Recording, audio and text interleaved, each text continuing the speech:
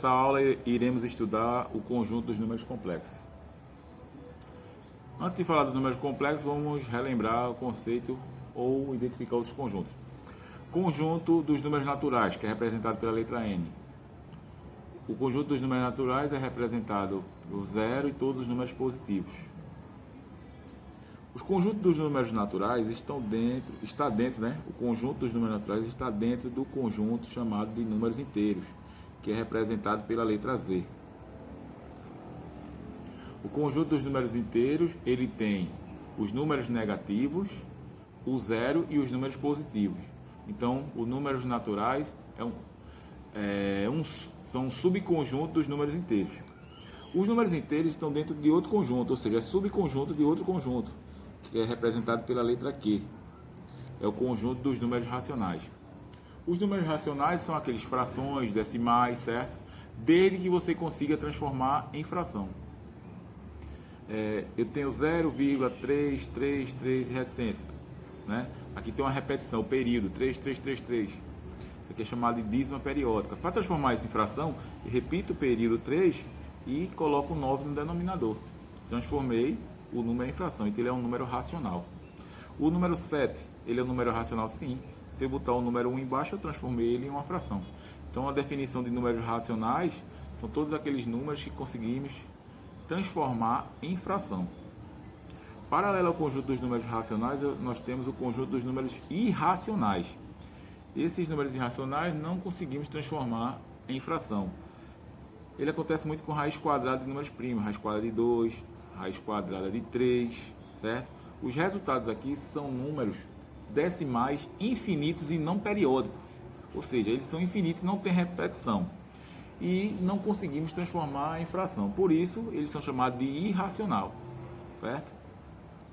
Esses dois conjuntos, os conjuntos racionais e irracionais, estão dentro de outro conjunto, representado pela letra R, que é o conjunto dos números reais, certo?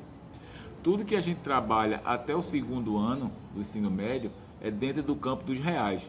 Então, quando você está no nono ano, vai fazer uma equação de segundo grau, que começa a aplicar a fórmula de Bhaskara e delta dá um resultado negativo, aí você, quando vai extrair a raiz quadrada desse número negativo, informa que não existe raízes reais, porque não existe raízes dentro do campo dos números reais.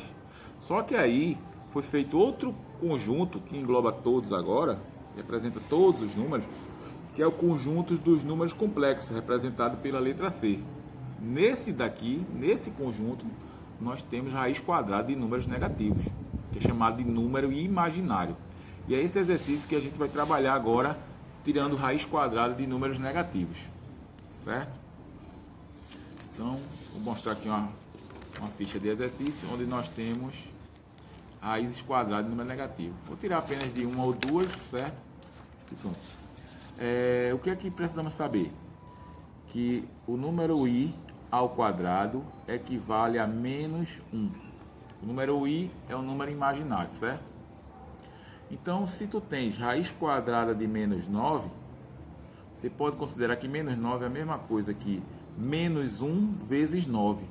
Ora, menos 1 é igual a i ao quadrado, então eu vou substituir o menos 1 por i ao quadrado. Então vai ficar i ao quadrado vezes 9. Multiplicando 9 por i ao quadrado, nós temos 9i ao quadrado.